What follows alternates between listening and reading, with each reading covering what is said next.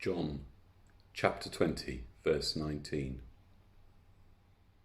On the evening of that first day of the week, when the disciples were together, with the doors locked for fear of the Jews, Jesus came and stood among them and said, "Peace be with you."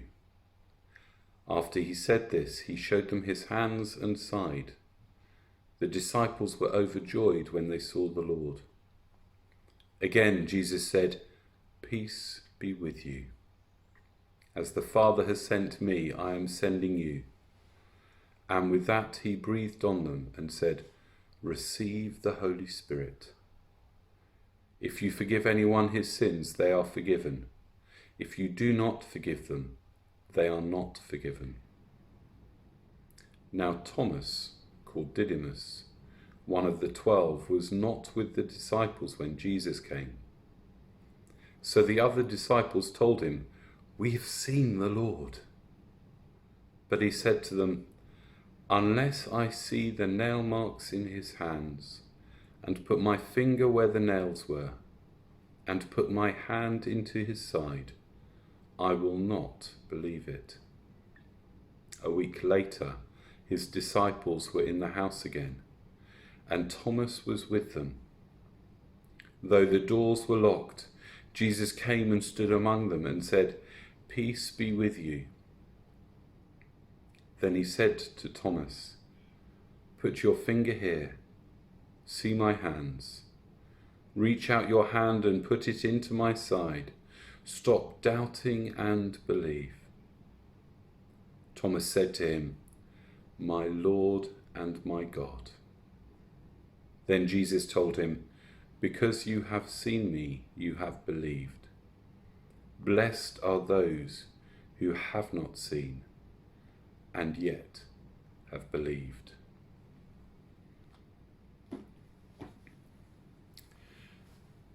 Doubting Thomas. Doubting Thomas. Have you ever been called a doubting Thomas? Have you perhaps called someone else a doubting Thomas? Someone who just doesn't believe. Someone who struggles to put their faith in something. Who questions. Doubting Thomas. This passage, historical event, is where that phrase comes from. But I wonder if you know when it first appeared as a phrase, when the first recorded instance of doubting Thomas appears. You might be surprised to find out that it was less than 140 years ago, 1883. That's the first recording of the phrase doubting Thomas. 1883. Other phrases first recorded in that same year. Christmas card, first recorded in 1883. Marxism, first recorded 1883. Then on January the 30th, 1883, the Australian cricketers took a bail from the top of the stumps after the end of a match against England, and they burnt the bail, put the cinders, the ashes, into a little urn and presented it to the England team.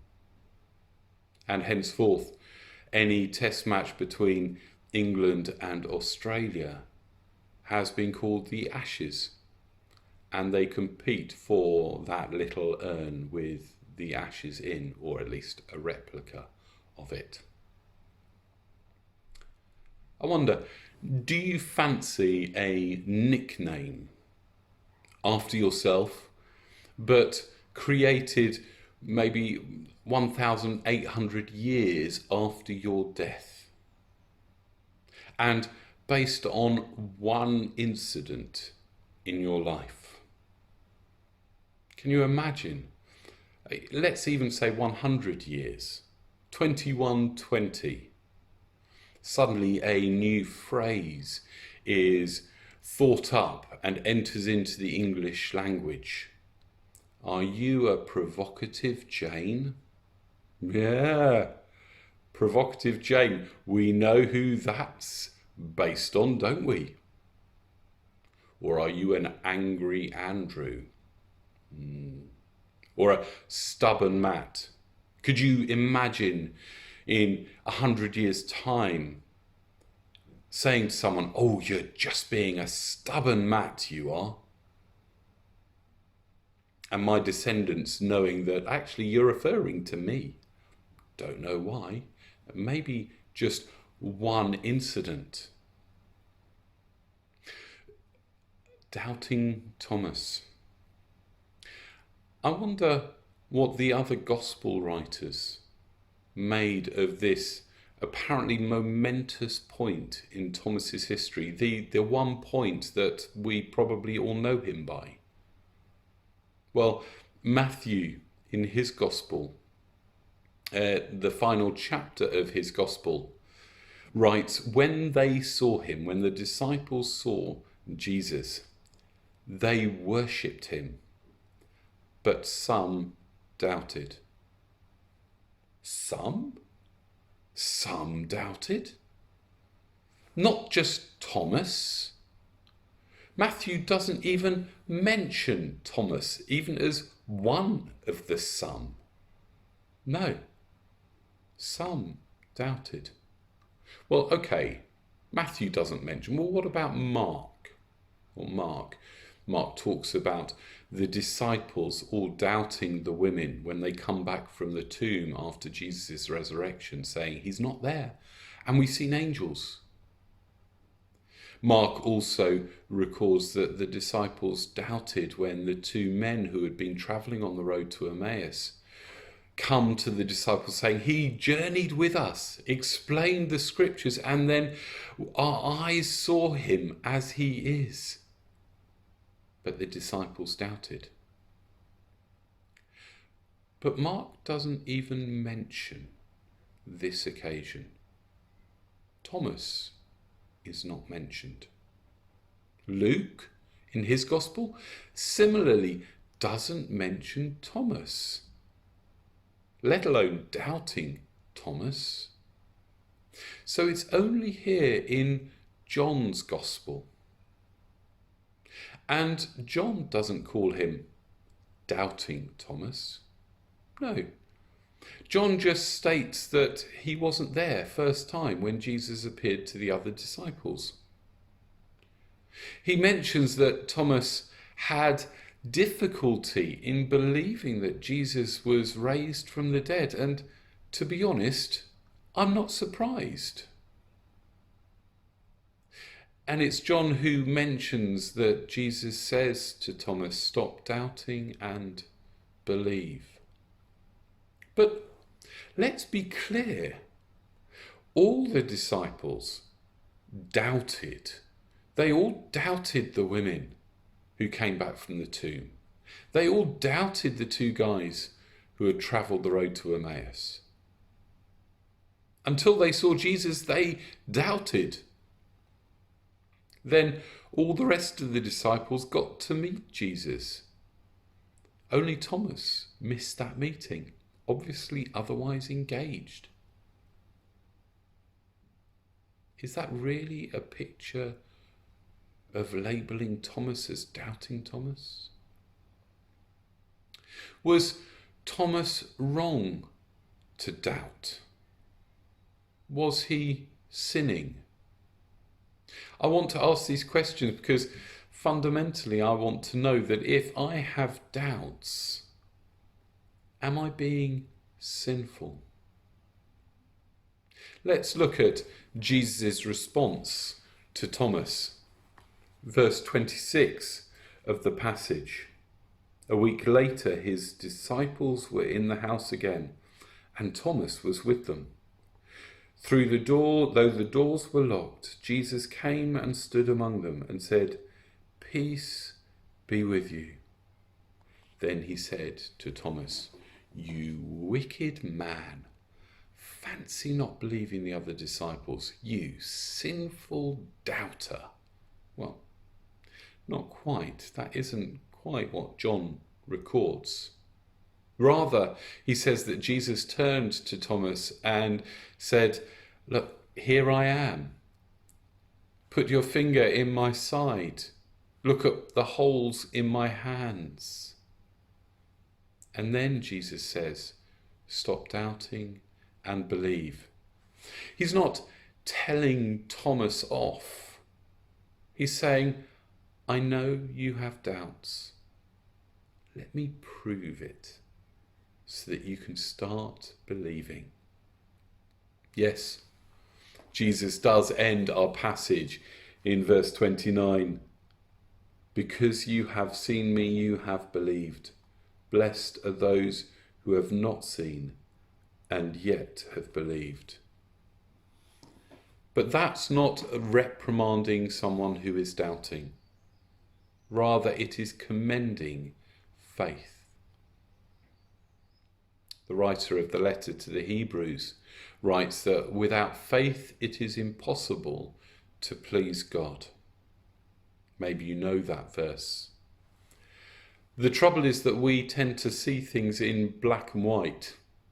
Well, if faith is believing and faith is pleasing God, well, therefore, surely doubt must be displeasing. Doubt must be sinful. But that's not what we see throughout history. Yes, faith is commended, and that whole chapter 11 of the letter to the Hebrews commends those who have faith. But doubt isn't condemned. Jesus' brother James writes in his letter, "But when you ask, you must believe and not doubt, because the one who doubts is like a wave of the sea, blown and tossed by the wind." Being in a position of doubt is not a safe place. But then we know that, don't we? Doubt equals uncertainty. I tell you, when I first plucked up the courage to ask Claire out, I had my doubts. I had my doubts whether she would say yes. I was uncertain of her response, and to be honest, that wasn't a nice place to be in. What a relief when she said yes. Doubt is not a nice place to be in, but would you condemn me for my doubt? No. In Jude's letter, he writes, "Be merciful to those who doubt." And this is what we see throughout history, that God shows mercy to those who doubt, time and time again. Abraham repeatedly doubted that God would protect him and his family. When he was travelling around the region, going into territory after territory, he would tell his wife, who was a stunner, "Look, tell everyone that you're my sister, because you are my half-sister as well. But tell everyone you're my sister because I'm worried that if you say you're my wife, that they might kill me so that they can get you." Where was his trust in God at that time? And yet, despite his doubts, God brought about an abundance of riches, even through that deception. Abraham's wife, Sarah, when she heard God say that she would be bearing a son in her old age, she laughed. Doubts erupted into laughter, but God didn't penalize her. What about Moses? God meets with Moses and says, "I'm sending you back to your people, to Israel, to lead them out of Egypt. I'm sending you to Pharaoh to speak to Pharaoh and command him to let my people go." Moses' response, stuttering, saying, "I can't speak. I'm not good at public speaking. Why me?" Doubting. God doesn't burn with anger and say, you fearful, doubting Moses, I'm going to use someone else instead. No. He says, okay, I'll let you bring Aaron, your brother, along, and he can speak the words I give to you. What about Gideon? A young man whom God appears to and says, you are going to lead my forces, the army, to rescue Israel from their oppressors. Gideon thinks, surely not me. And so he says, well, okay, God, can I test this is you? Tonight I'll put a rug outside the door. And in the morning, if there is dew on the rug but not on the ground around, then I'll know it's you. So God answers his prayer. Does Gideon then believe? No. He says, can we try once more, God, but reverse it the other way? Dew on the ground but not on the rug. God doesn't fly off the handle. He says, okay. And then after proving himself again, causes Gideon to win a mighty victory.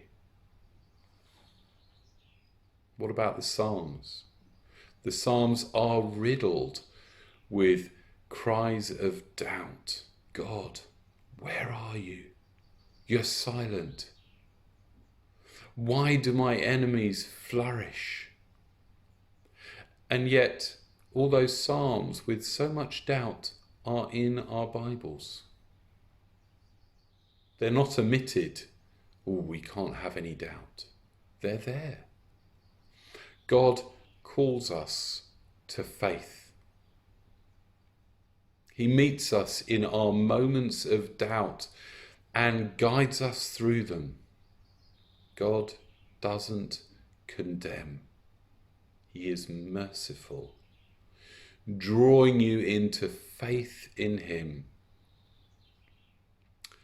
Maybe you're in that place of doubt today. Maybe with circumstances going on in your life, in your family, your workplace, in the nation or the world, has caused doubts to rise in your heart. Bring your doubts to God. Lay them before him. Ask him to help you. Let him bring you to that wonderful place full of faith.